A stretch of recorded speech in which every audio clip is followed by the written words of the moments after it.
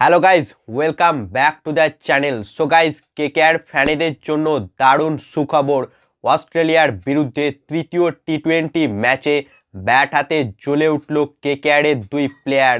হ্যাঁ ফ্রেন্ডস, এদিন West Indies ও অস্ট্রেলিয়ার মধ্যে তৃতীয় টি-20 ম্যাচে ওয়েস্ট ইন্ডিজ টিমের হয়ে ব্যাট হাতে জ্বলে উঠেছিলেন কলকাতা নাইট রাইডার্স টিমের প্লেয়ার রাসেল ও রাদারফোর্ড। যেখানে এই ম্যাচে ওয়েস্ট ইন্ডিজ টিম প্রথমে ব্যাট করতে এসে মাত্র ৭৯ রানের মধ্যেই ৫টি উইকেট হারিয়ে ফেলেছিল। সেখান থেকে ওয়েস্ট ইন্ডিজকে ২২০ রানে পৌঁছে দিয়েছিল কেকেআরের দুই প্লেয়ার রাদারফোর্ড ও রাসেল। অর্থাৎ এদিন আন্দ্রে রাসেল ও সার্ফেন রাদারফোর্ডের মধ্যে ১৩৯ রানের পার্টনারশিপ হয়েছিল এবং এদিন আন্দ্রে রাসেল মাত্র ২৯ বলে ৭১ রানের এক বিধ্বংসী ইনিংস খেলেন, যে ইনিংসের মধ্যে ছিল ৪টি ৪ ও ৭টি ৬। অর্থাৎ কার্যত ব্যাট হাতে অস্ট্রেলিয়ার বোলারদের এদিন মেরে ফাটিয়ে দিয়েছে আন্দ্রে রাসেল।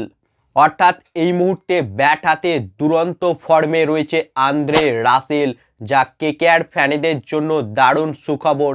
কারণ আর কয়েকদিন পরেই শুরু হবে আইপিএল, আর এবছর আইপিএলে রাসেল কিন্তু ডেঞ্জারাস প্লেয়ার হয়ে উঠতে পারে।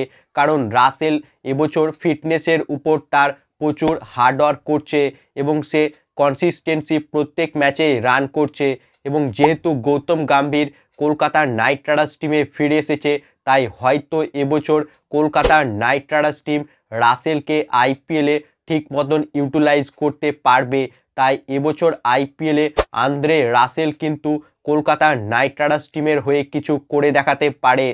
অন্যদিকে কেকেআরের নতুন প্লেয়ার সার্ফেন রাদারফোর্ড, সেও কিন্তু আন্দ্রে রাসেলের সঙ্গে জুটি বেঁধে এদিন মাত্র ৪০ বলে ৬৭ রানের এক অপরাজিত ইনিংস খেলেন, যে ইনিংসের মধ্যে ছিল ৫টি ৪ ও 5টি ৬।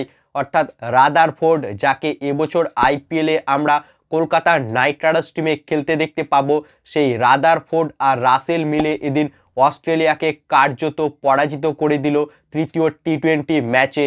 এবং অস্ট্রেলিয়া এই ম্যাচটি ৩৭ রানে হেরে যায় এবং এদিন অস্ট্রেলিয়াকে হারানোর জন্য ম্যাচের সেরা হয়েছেন আন্দ্রে রাসেল। অর্থাৎ ব্যাট হাতে ৭১ রান, যেটা আন্দ্রে রাসেলের ইন্টারন্যাশনাল ক্রিকেটে সর্বোচ্চ রান ছিল এদিন, এবং রাসেল এদিন ম্যাচের সেরা হয়ে উঠেছেন।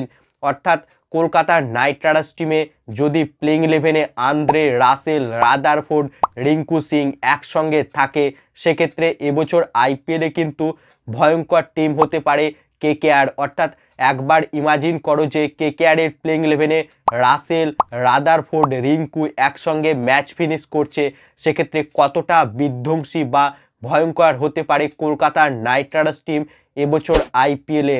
সো ফ্রেন্ডস, তোমাদের কি মনে হচ্ছে এবছর আইপিএলে কি রাসেলের সেই পুরনো ফর্ম দেখা যাবে? তোমাদের কি মনে হচ্ছে তা কমেন্ট বক্সে লিখে জানাও।